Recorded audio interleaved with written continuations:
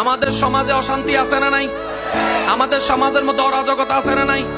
সন্তান হয়ে মা বাবার সাথে বেয়াদবি করে যে আছে না নাই? স্বামী হয়ে বউয়ের উপর অত্যাচার করে যে আছে না নাই? বউ হয়ে স্বামীর হক নষ্ট করে যে আছে না নাই? ভাই হয়ে ভাইয়ের জায়গা দখল করে আছে না নাই? ভাই হয়ে বোনের জায়গা দিচ্ছে না আছে না নাই? মামলা আছে না নাই? মারামারি, জোরে বলেন, মারামারি, ঝগড়া, গালাগালি, ফিন মারামারি, ফেস মারামারি, বদনামকারী, দিয়ে বাঙ্গানেওয়ালা, মানুষের নামে অন্যায়ভাবে অপবাদ টেনেওয়ালা, এগুলার কারণে কি সমাজ শান্তি হচ্ছে না অশান্তি করতেছে? এগুলা কারা করে? গরু, ছাগল, হাঁস, মুরগি কারা করে? আরো জোরে বলেন, কারা করে?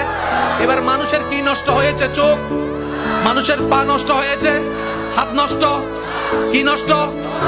আরো জোরে, আরো জোরে, মন, আরো জোরে। মানুষের কি নষ্ট? যার মন নষ্ট তার সব নষ্ট, যার মন ঠিক তার সব ঠিক।